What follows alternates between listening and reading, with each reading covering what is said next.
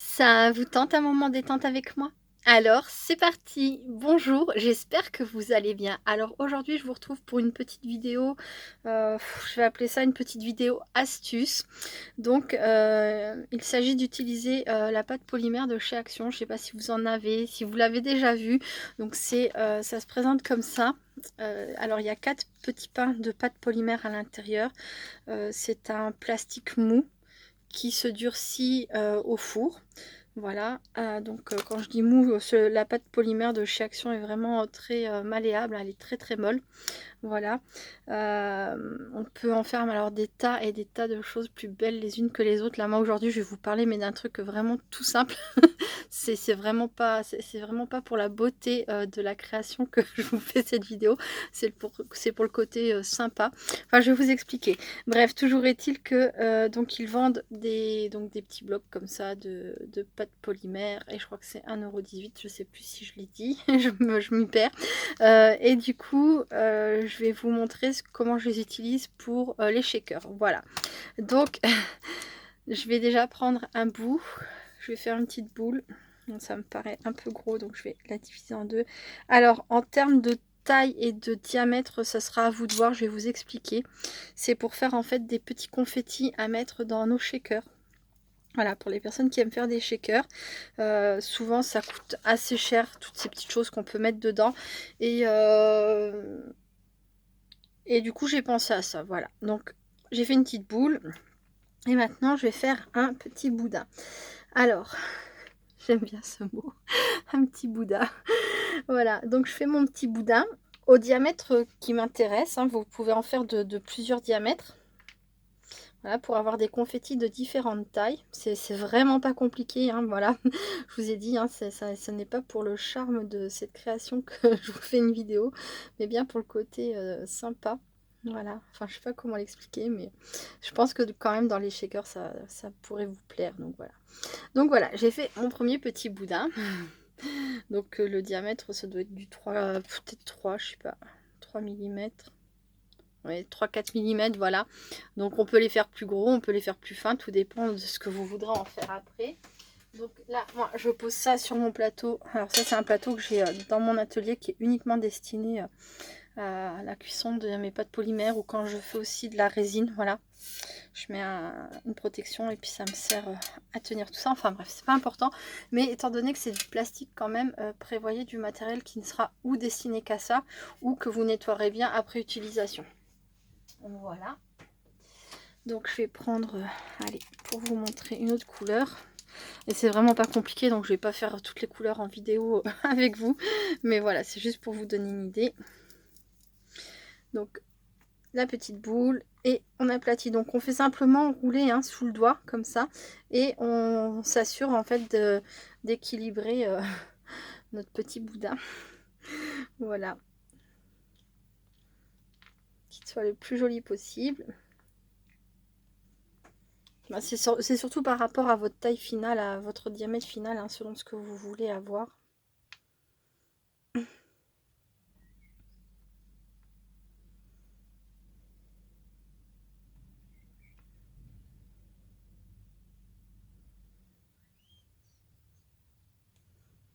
J'ai la petite fenêtre de mon grenier qui est ouverte, j'entends les oiseaux qui piaillent. Franchement, c'est tellement agréable cette partie de l'année où on entend les oiseaux. J'adore. Voilà. Donc, hop, j'en ai fait un autre, vous voyez.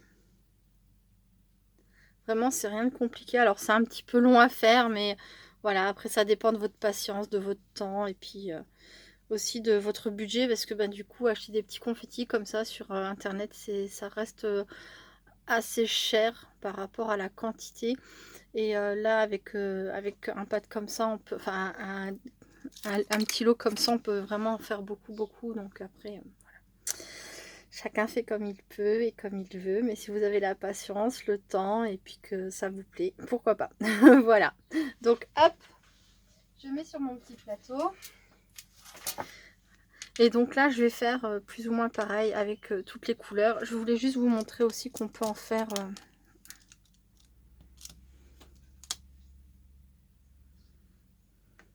par égal, ça serait mieux, mais ça va être... Donc, on peut les faire en petites entorsadées. Hop.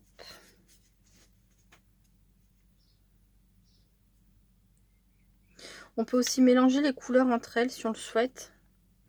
Bon là moi c'est pas trop mon désir, juste peut-être un rose clair et un rose un peu plus foncé, mais je vais y réfléchir.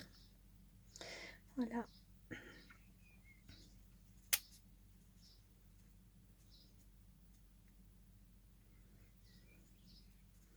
Bon du coup je fais ça à même mon plateau, mais c'est pas gênant pour moi. J'aurais pu faire ça depuis le départ, directement sur mon plateau. Donc voilà, hop. On peut s'amuser à en faire des sortes de chamallows bicolores. Hop.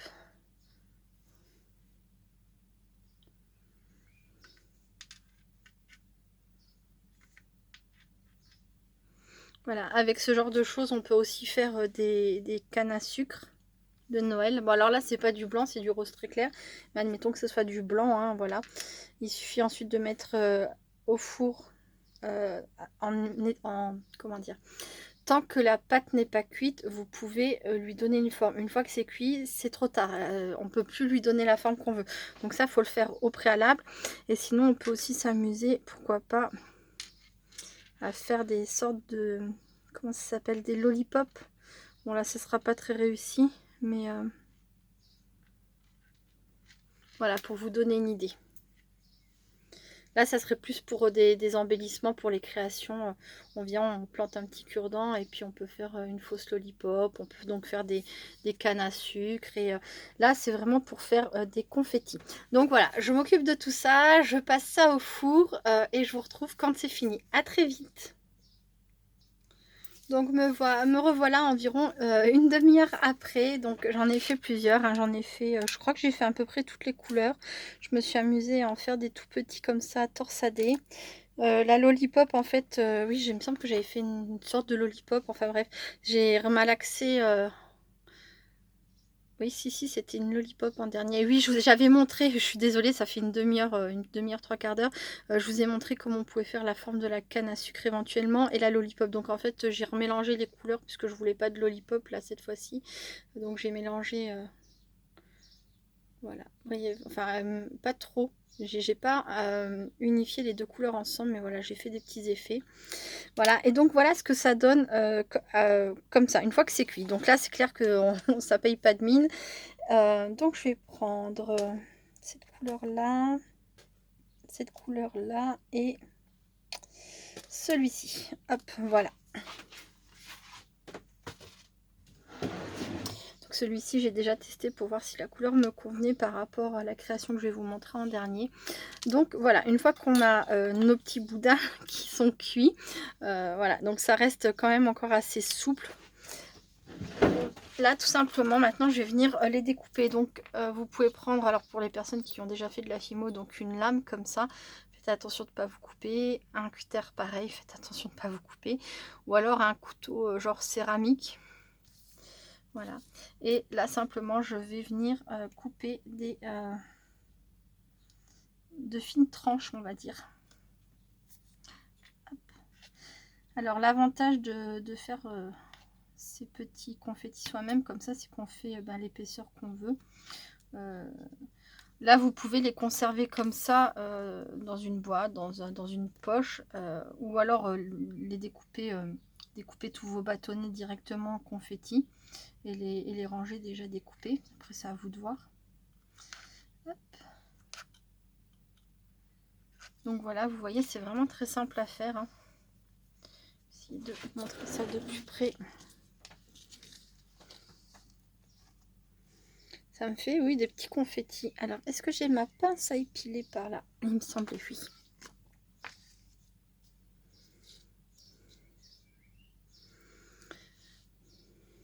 Donc voilà, c'est vraiment très fin. Et on peut faire l'épaisseur qu'on veut. Si on a une shaker assez épaisse et qu'on veut les faire un peu, ça va pas faire. Ça va pas vouloir montrer.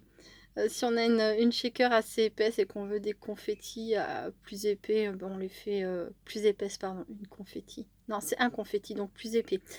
Ouh. Donc si on veut des confettis plus épais, ben on les fait plus épais. Et puis si on les veut très fins pour pas avoir une shaker trop épaisse, et ben on les coupe très fins, voilà.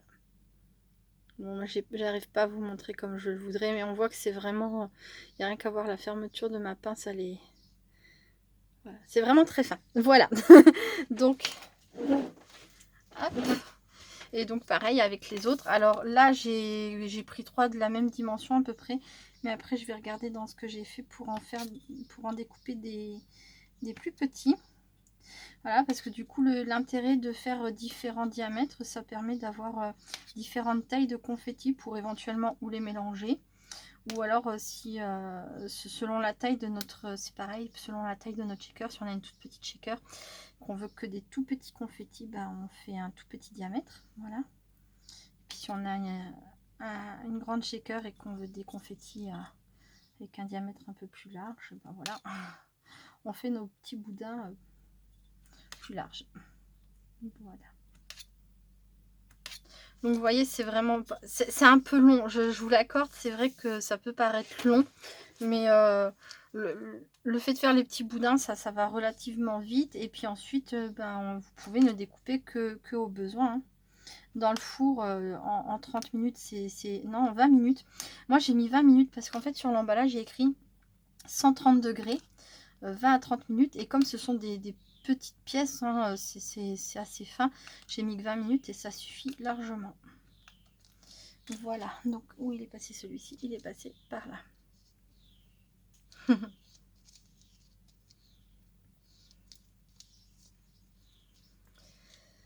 Hop, je vais m'en sortir.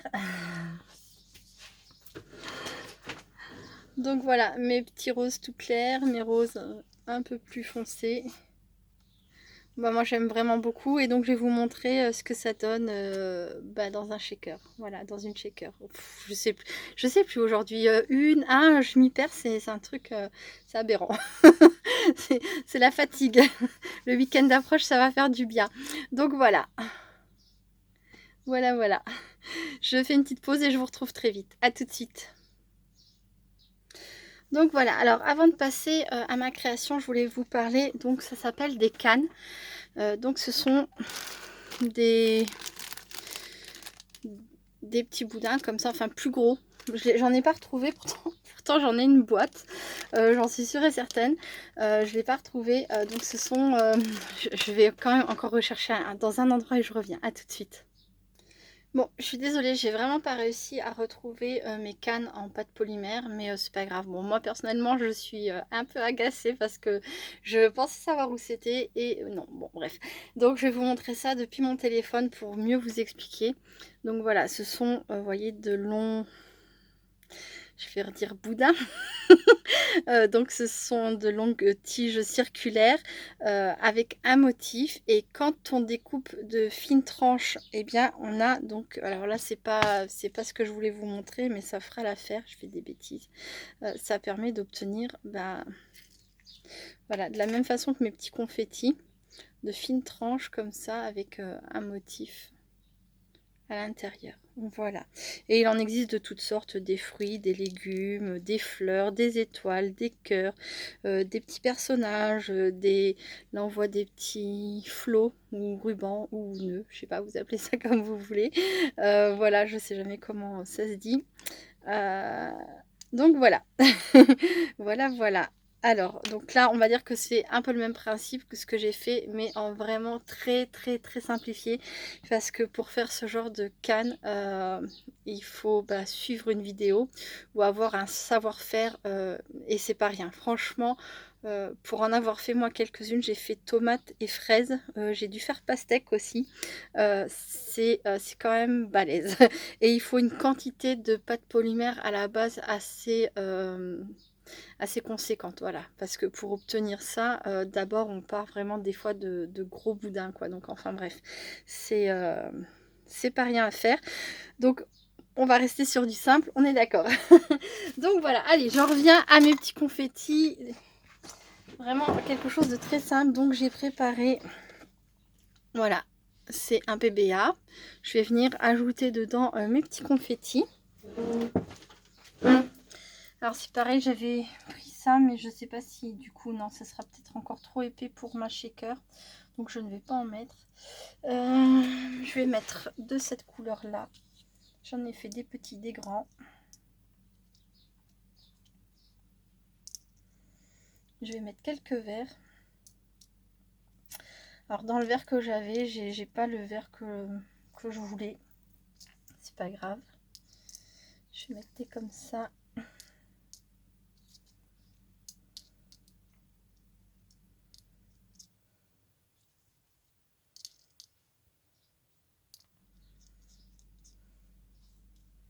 Le vert est quand même bien, mais ça correspond pas trop à ma teinte par rapport à mon papier qui est dessus.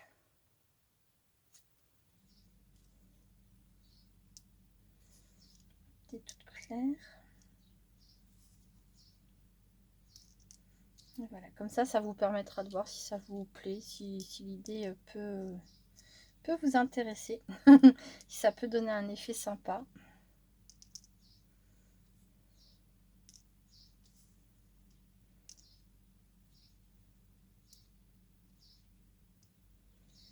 Hop. Ça me paraît plutôt pas mal, et donc avec mon couvercle ça donnerait ça.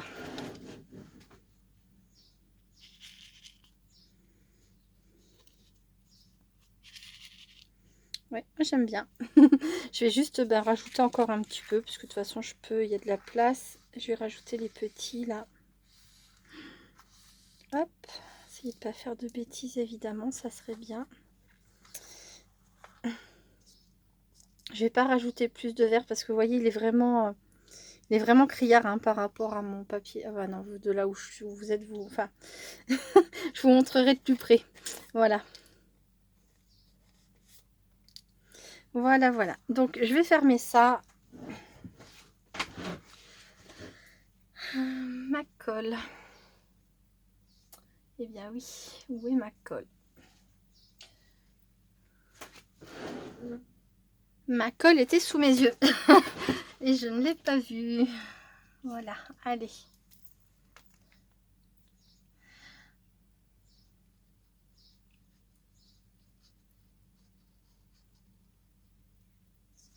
Donc c'est un PBA sur le thème de la gourmandise. Voilà, j'ai prévu d'en faire plusieurs. Voilà.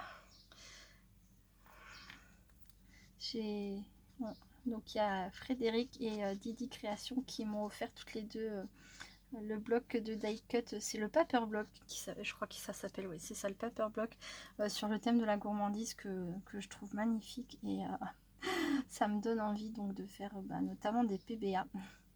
Mais je pense qu'on peut faire aussi plein d'autres choses avec. Enfin, c'est pas je pense, je le sais, hein, on peut faire plein d'autres choses avec, des cartes, notamment, pourquoi pas des cartes d'anniversaire, puisque c'est quand même très très gourmand comme bloc. Enfin, des cartes festives. Voilà.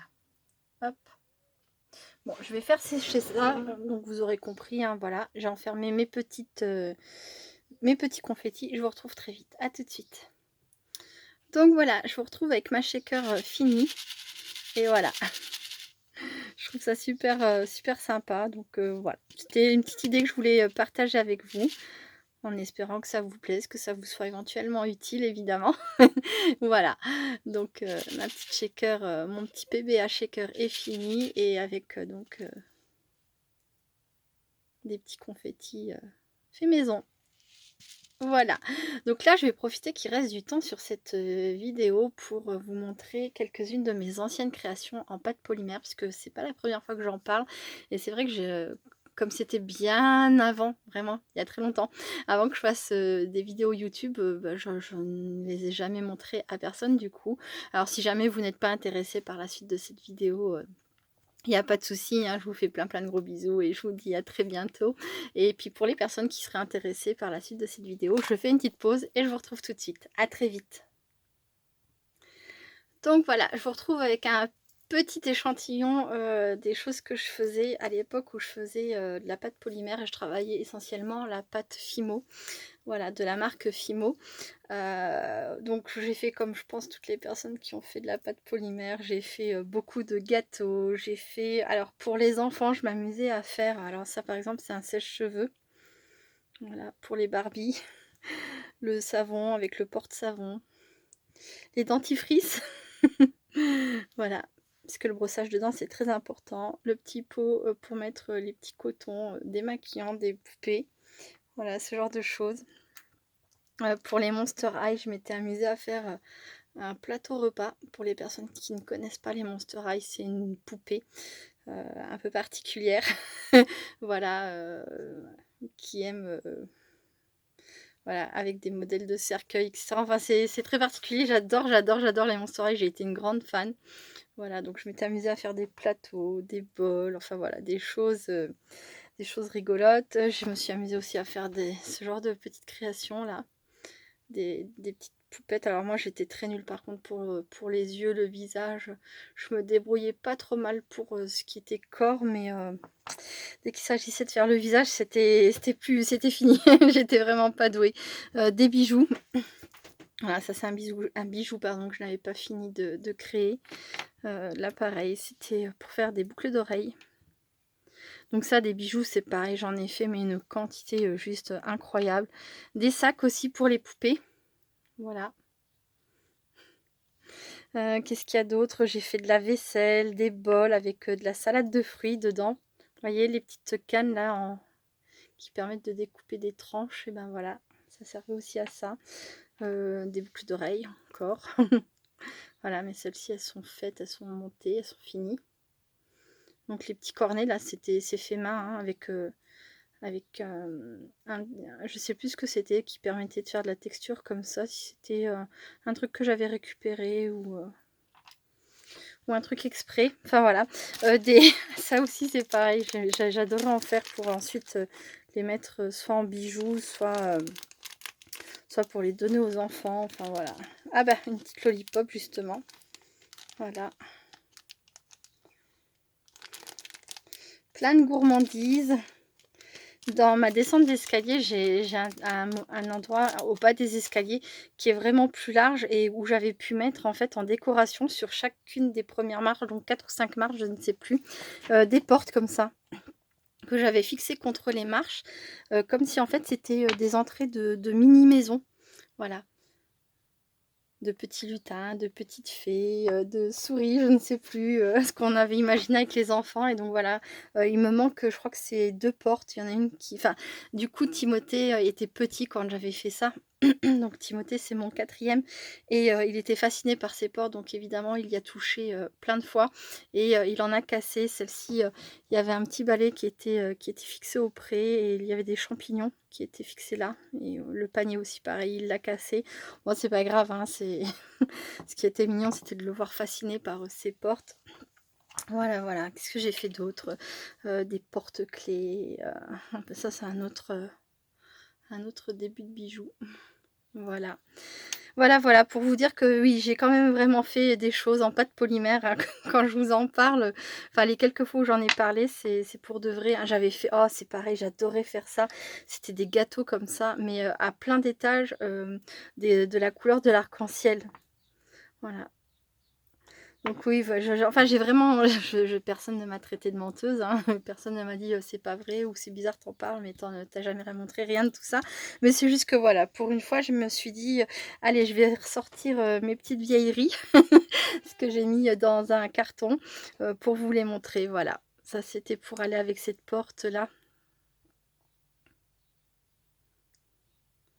Voilà, voilà, grosso modo. Alors bon, c'est pas du grand art. C'est vrai que j'en ai pas fait très, très longtemps et j'ai pas poussé très, très loin, mon niveau, on va dire. Mais bah, quand j'en suis arrivée au stade où j'ai réussi à faire des portes, j'étais quand même assez contente parce que je sais pas si vous allez voir, mais voilà.